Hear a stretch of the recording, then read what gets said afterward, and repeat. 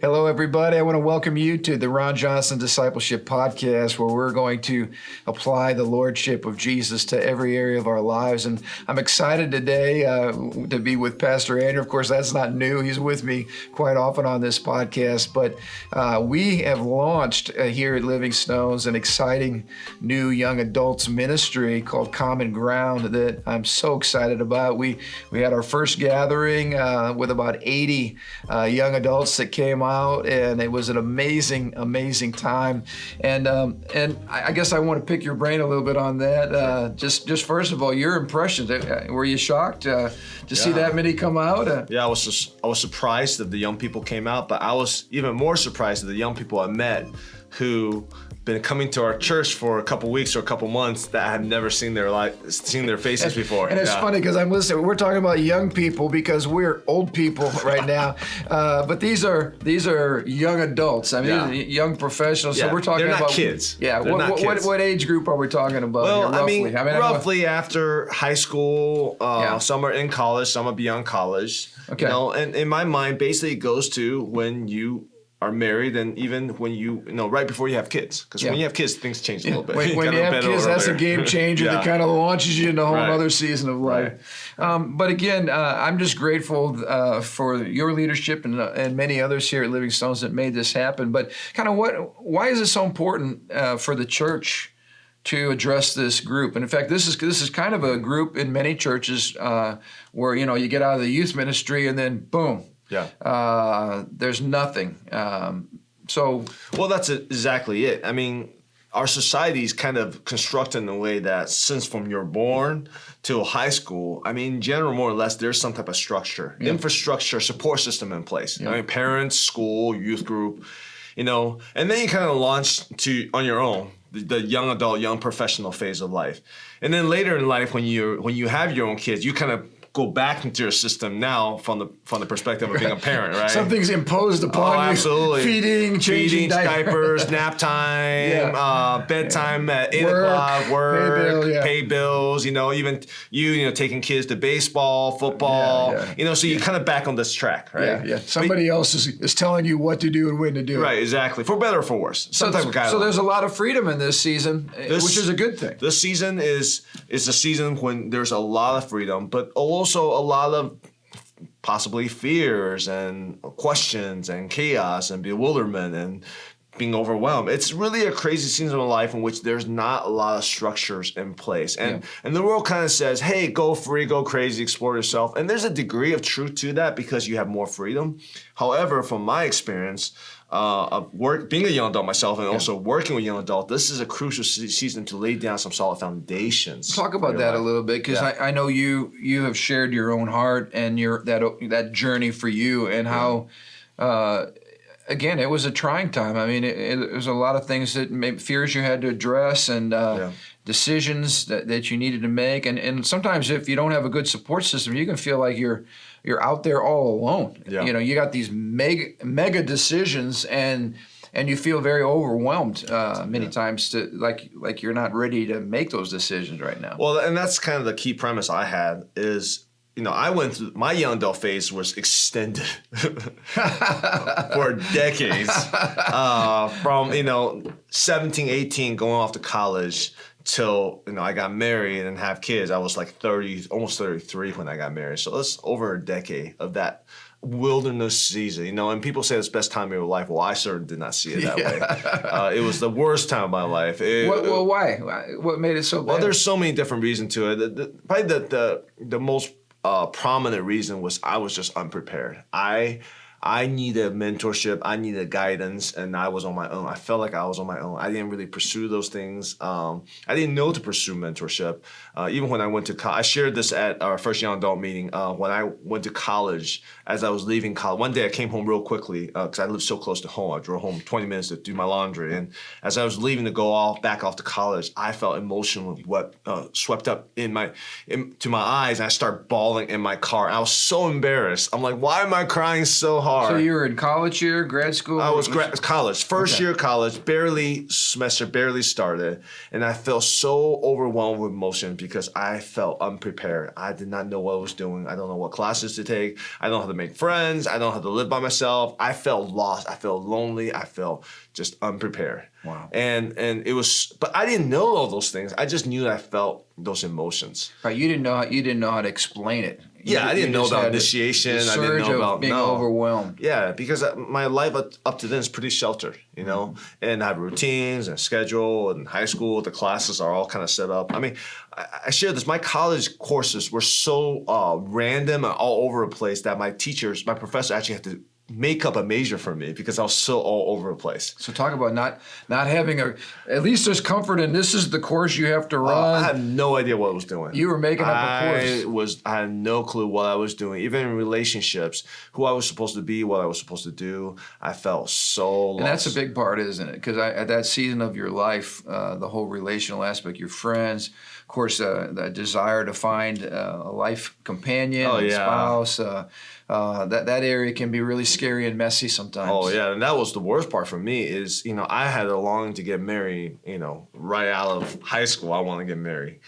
And just my inability to pursue a girl correctly just haunted me throughout that decade. Yeah, like we don't have any courses on that usually, like how to pursue the woman of your dreams, or how to navigate through this relationship. Where was marriage class when I needed it? I mean, looking back now, I mean, the stuff that's so like common sense, well, not common sense, but just fundamental to marriage class, I have never heard before. I've never heard marriage is not supposed to be about your happiness. It's about laying down your life so the other person might live. The Bible is very clear on that, but I don't understand what that means. I grew up in the church. Yep. And so all those so when I approached a relationship, it was basically how you can make me feel better. Right. Because that works really well in every dating relationship, right? Exactly. Yeah. Here's the woman of my dreams, and here's the 99 things that she has to meet before I consider her. And if she doesn't, then it didn't work out. Something wrong with her, something wrong with me, and not to even talk about all the insecurities I have in my own life that just get flared up in every speed bump along the way. Yep. So college was a rough time, and then I went overseas to do missions. Yep. And if you thought I was rough, college was rough. Missions was so much rougher because now I have spiritual forces coming against me, isolation, loneliness, rejection, trying to strive for my culture. Complete culture shock. I was pretty much by myself. Yeah. And again, this was you're a good heart. You want to go fulfill the Great Commission. Jesus said to do this, but in some ways it was you weren't set up for success. There wasn't a good structure, and you found yourself floundering again. I mean, really, it exacerbated some of the insecurities, the wounds, the pain. Absolutely. And, just made it all, as you said, flare up. Well, when I had deep wounds from rejection, and you go on the mission field, which part of your job is being rejected. I mean, it certainly didn't help. He just kept touching on those triggers, rejection, trigger, and trigger. And I think the point of a young adult ministry is your experience isn't unique. There are probably some of you watching, and you're in that young adult season right now, and you're thinking, man, I'm dealing with a lot of those things myself. So all the more important on why we're providing a gathering place. So back to the Common Ground ministry, what do you envision, happening? How does that ministry seek to address, I guess, some of the things that you struggle with and that perhaps others are struggling with? Well, I can only give you answers to the big questions because the more detailed question we're still in process of trying to figure out. We're meeting 3 times a month, September, October, November, and then we're going to take December off. That's crazy, and then we're going to start back up in January.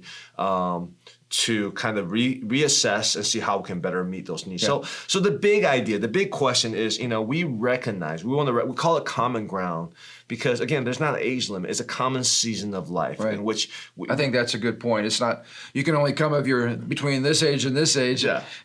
Then you find the person who's like 1 year beyond and they're like, oh, here I am again. Right. But it's more rejection. Common experience. Common experience. I understood that because I was like in my 30s.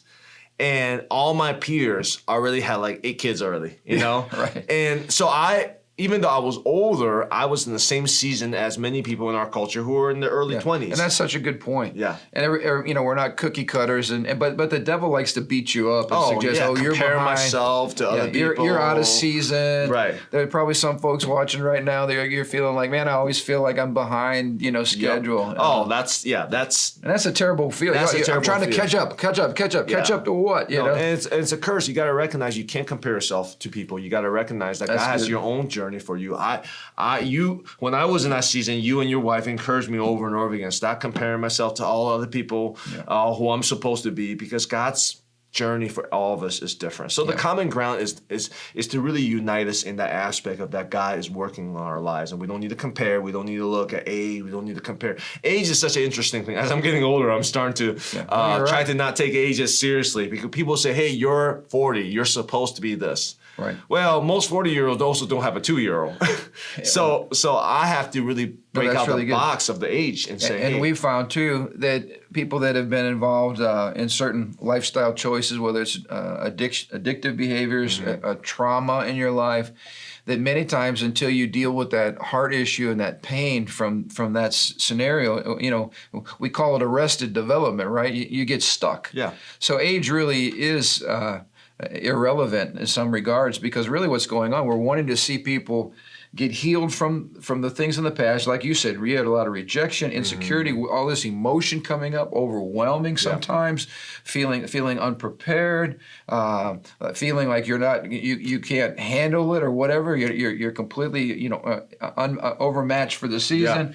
And sometimes you got to deal with those issues before you can move on to the next step. So, absolutely. I'm grateful that we're gathering young adults that can talk about some of those things, because it's not just you that felt overwhelmed at that season. There's probably a lot of college students feeling the very same thing.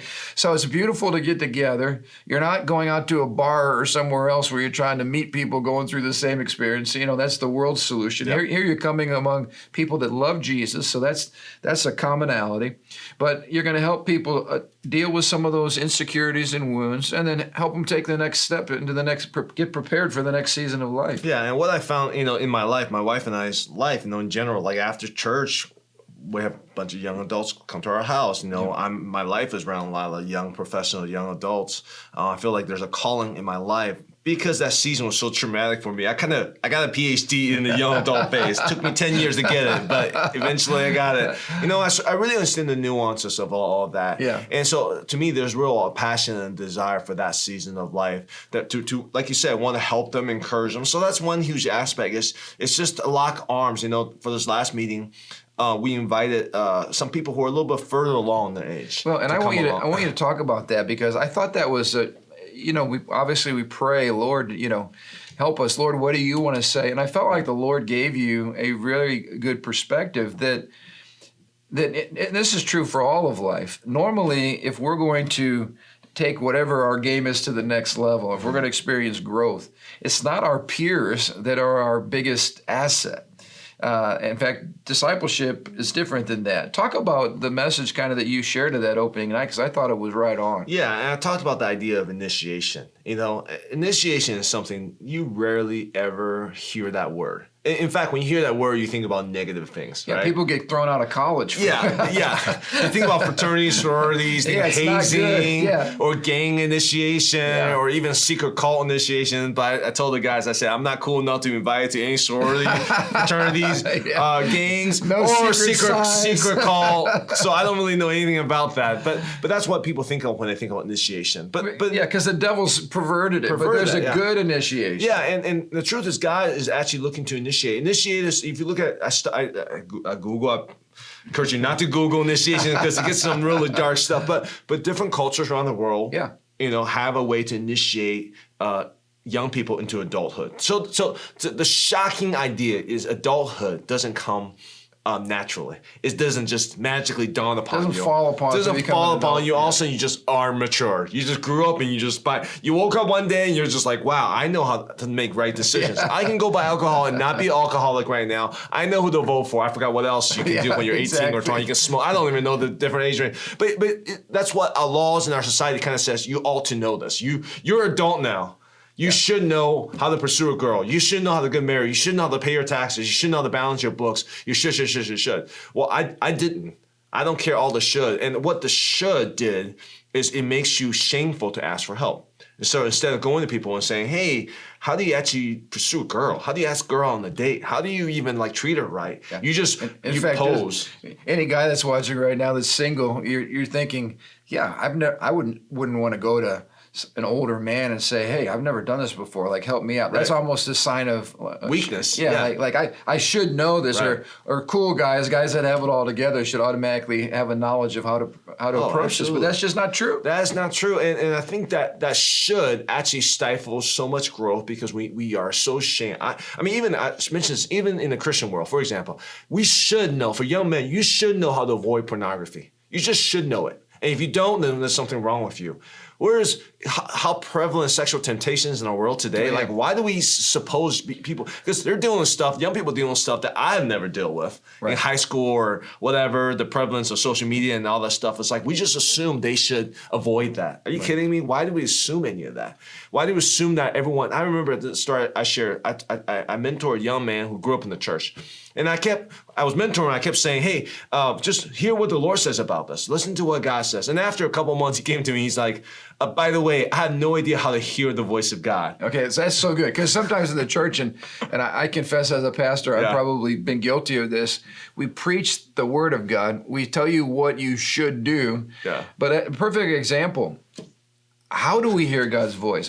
What is God's voice? What does it sound like? Right. What does that look like in real life? Right. And that is where relationships and having somebody a little farther ahead of you coming alongside saying, well, let me explain how this works, or this is how I learned to hear the voice of God, or this is how I learned to develop a prayer life, or Bible study, or there's a million other things. Right. How to balance your budget, Right. And these are the things that it dawned upon me. I was like, wait a second, I just assumed.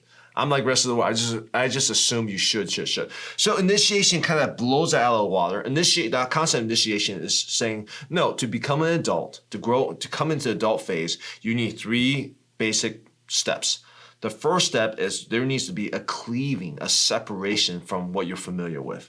Your parents, your friends, all that you know, all that you knew, okay? I love it because even in the Christian world, we use the word consecration. What does consecration mean? It sounds so holy and weird. No, consecration just means you're set apart. Yeah. You're set apart for a purpose. These are consecrated. And that's, of course, the meaning of cleavage. A cleavage is a separation, a cut. Yeah. So you have to break from what's familiar. You have to break familiar to create, to forge a new identity. Okay.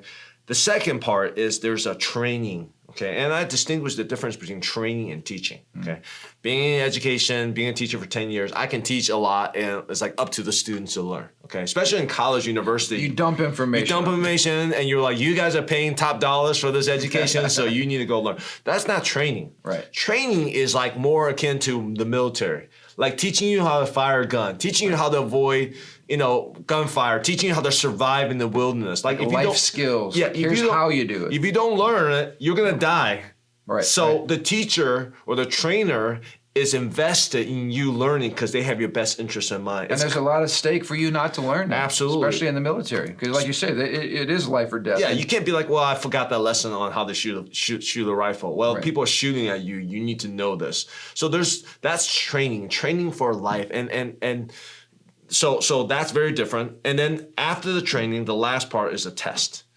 And I shared this before, is the issue with tests is you're probably an overachiever. I was one of those guys that I studied super hard for the test, and then when the teacher says, we're not going to take the test today, everyone's like celebrating. Yeah, I'm like cursing under my breath, right? Yeah. So that's the difference between whether you're prepared for a test or you're not prepared for a test. Right. In other words, when you're not prepared for a test and you take the test is traumatic. So the test is a tool that simply exposes whether or not the training was successful. Well, yeah, the test is a blessing if you have been trained. It promotes you to the next arena. It shows, it catapults you to your calling.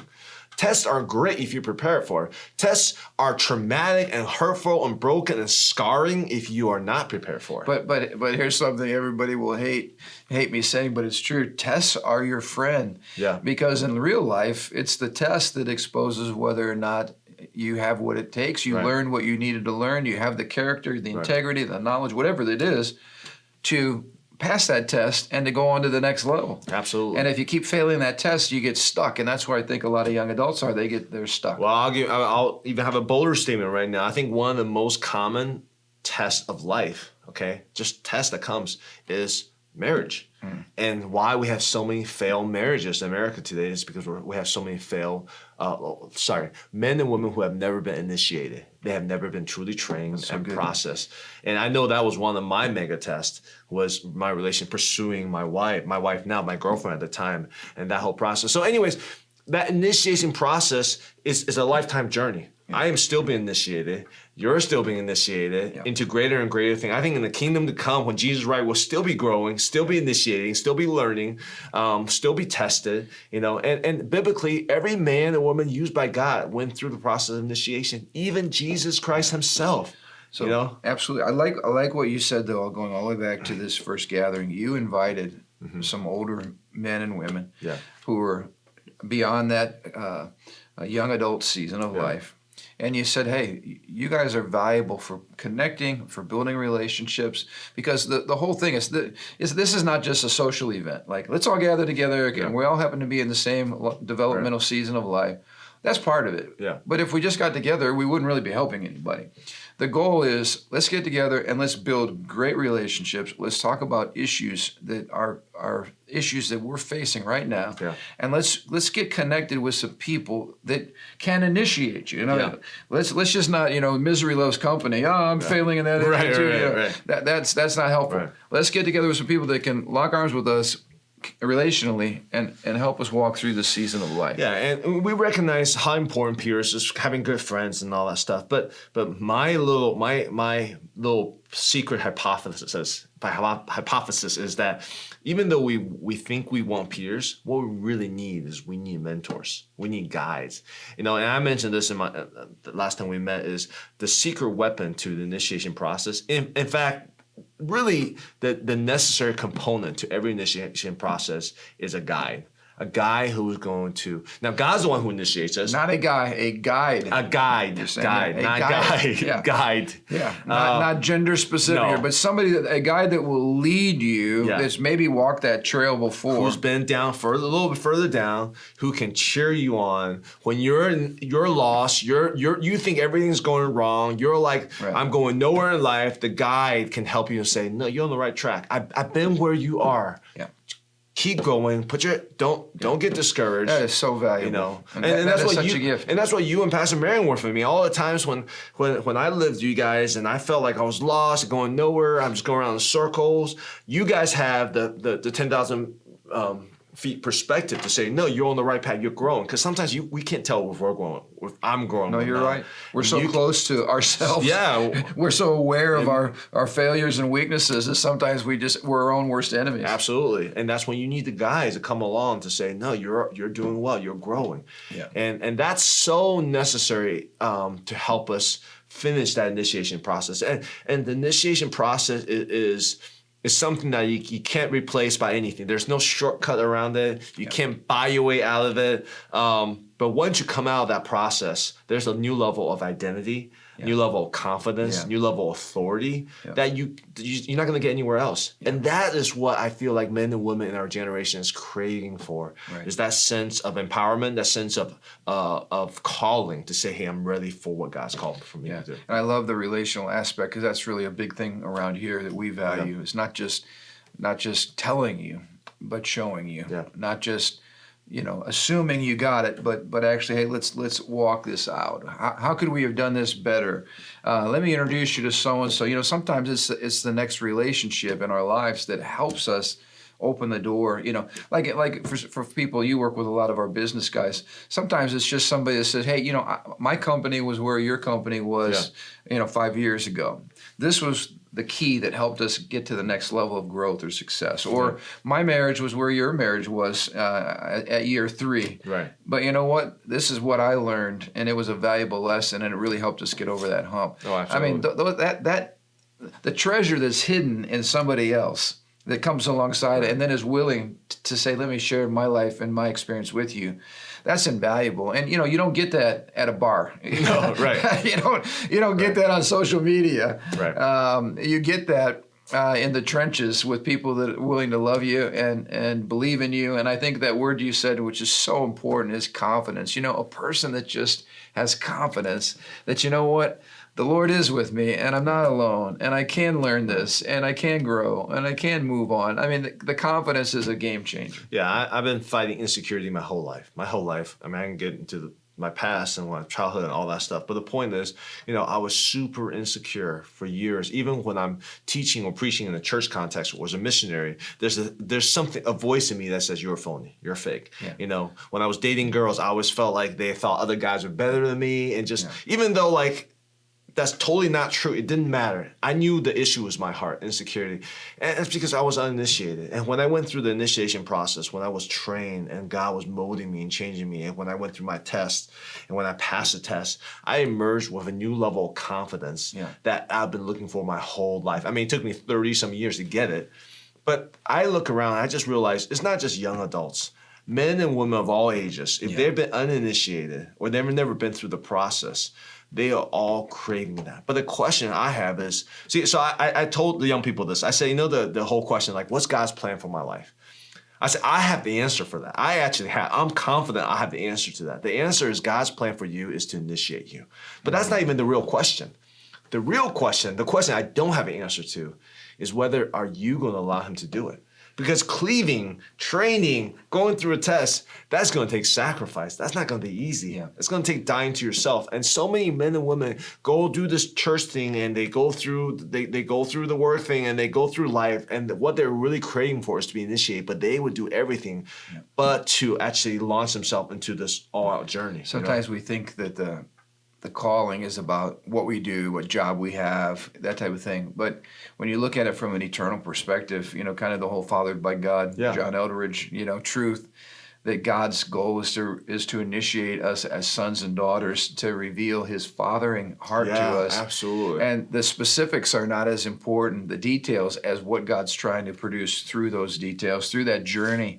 And that's, again, what I love, the common ground gathering is really just the launch pad, because out of that gathering, there will be great content shared, but most importantly, there's going to be great relationships developed. Absolutely. And that's just one ministry of many. So we're encouraging people to get involved in life groups, get involved in our discipleship ministry, get involved serving. I mean, in other words, those are all different arenas where you discover who you are, but you do it in the context of great godly friends who, we use the word initiation.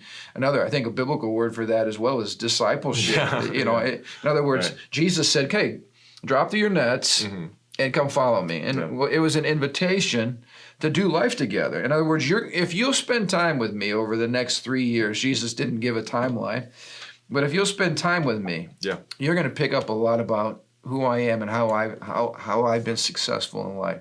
So it's out of the context, and you do such a great job. You and Debbie, I just compliment you guys of opening your home. Your home has really become a place of ministry. But as you said, and you experienced this in my house, so much of the life transformation did not happen because I came home with my Bible open and said, "Andrew, let me teach you. Right. I'm the great pastor teacher, and let me teach you some amazing truths about successful living." It happened dipping some chips and salsa late at night, sitting at the table. That's just life, sharing life, talking, helping people along the journey. Well, I mean, you mentioned the Jesus model. I mean, talk about initiating his disciples. There's a cleaving, there's an invitation, there's a time of training, and there's a test. Now, all of them failed the test, but that wasn't their test per se. That was really Jesus's test at the cross. He's the one issuing the test. He created the test. He's handing the test out. But he first gained victory through the cross, and then his disciples were empowered. And then they had to go through. But he even went back to Peter and reinstating him, and encouraging him. He never quit on. He never quit on them. And that is the ultimate. Jesus is the ultimate initiator. And he's doing this. And here's the crazy part is Jesus is going to every single one of us personally. That's what you brought up, Followed by God. I love the premise of the book. I love the book itself. But the premise that God is actively looking to father us through initiating. We're not orphans. We're not orphans. He's going through us, and he's teaching us. He wants to take us for himself. That whole consecration, isolation, you can see as a punishment, or you can see as dad's like they taking me on the date. And it means that he doesn't want my friends with me. He doesn't want my distraction, my phone, my social media with me. He wants me all to himself because he wants to pour into my life. Jesus is saying, you mentioned the rich young ruler, Jesus' invitation to the rich young ruler. Yeah. Some people see that as maybe Jesus criticizing his wealth. But you and I agree, I think Jesus just loves him and said, hey, come, your wealth is holding you back. Yeah, I can't have you spend time with me and really take you to the next level if you're having to manage all of your, your investment portfolio. Exactly, yeah. That's nice, but if you'll come, you'll drop all that, sell it, give it away the poor, and then follow me. I'm going to take you to really into your full purpose and your full identity as a son. And he failed the test at that moment. Now, we don't know what happened to him after that, but he missed an incredible opportunity. And but it wasn't because, as you said, Jesus hated rich people. No. It was an invitation to greater wealth. To greater wealth. The wealth that would come out of a walk with Jesus himself. Absolutely. And I think in our culture today, where we promote such comfort and luxury and familiarity, that cleaving process is the toughest. Yeah. But if you can truly allow yourself to cleave, that looks different for different people. For me, it's actual cleaving. I pack everything in my car and drove out to the I gave you a challenge like Jesus did, and I said, hey, leave behind the familiar here in Richmond and load up your car, and why don't you come jump into our culture for a season? And you took me up on it, and it really changed your life. Yeah, and I think about the young people who live in my house. There's a cleaving of friendships and familiarity, the old lifestyle to come and live with me. And there's a separation. In that separation, there's time of trial and tribulation. There's going to be difficulties, but you embrace that and you come and see what comes out the other end. Yeah. But that journey, I think we need to promote that loud and clear for the people of God to say, hey, this is what it's supposed to look like. So when you hit that, you're not like, oh, something's wrong in my life. You don't get blindsided. You don't get blindsided. But look at the people biblically over and over again. Moses, Joseph, over and over again. Paul, over and over again, people who are used by God's purpose went through that proper initiation, and they come out empowered by the Holy Spirit. So Common Ground, a young adult ministry here at Living Stones, right now meeting monthly, and you can find out more information on the specific times, on our website. I like what you said. We're kind of building the airplane as it's flying, sure. which is fun and exciting all at the same time. So you guys are in the process. We're kind of reevaluating maybe dates, times, how often, those types of things. But just in closing, what would you share? I know that there's young adults watching. In fact, I know if you're watching and you're in that season of life and maybe this is speaking to you, number one, we'd like to hear from you. Please react as this podcast is being aired, and please share it. Invite other people. Let them hear kind of the vision and the heart behind what we're sharing here, because our goal is just to serve you and to love you and to come alongside you and to help initiate you in this season so that you move into the next season successfully. But Pastor Andrew, what's on your heart? Last volley to maybe a young adult who's watching right now. Yeah, and as I was, before I share any message, I always make sure I go intentionally before the Lord, even after I prepare the message, and say, God, what is really on your heart? Because I feel like this is from your heart, but you have the last 10%. Yeah. And when I went to the Lord, what he said to me is, I want my people to know this, that they are not alone.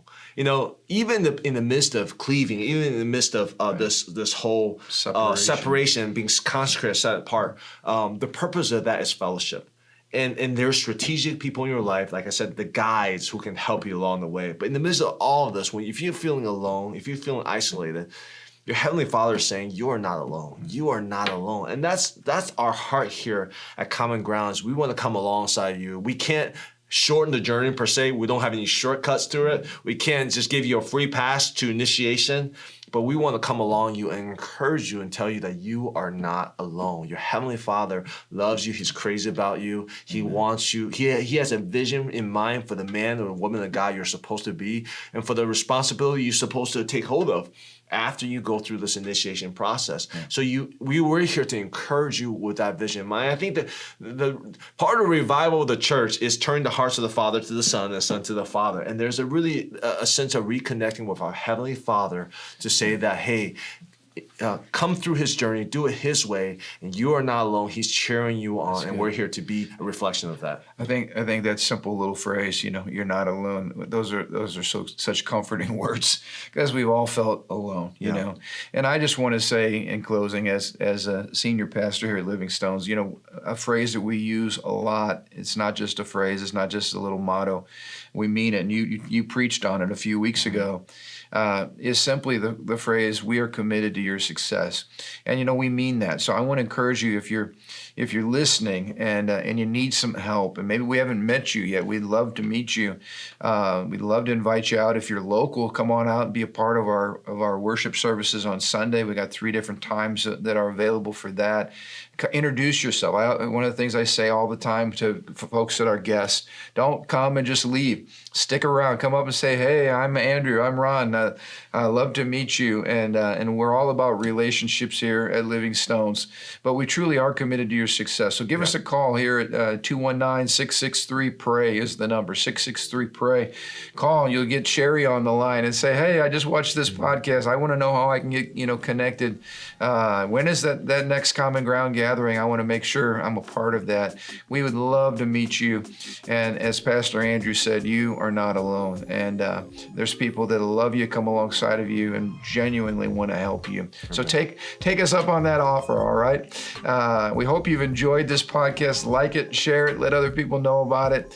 And we look forward to the next time we're together here at the Ron Johnson Discipleship Podcast. Have an amazing week. See you guys soon. All right.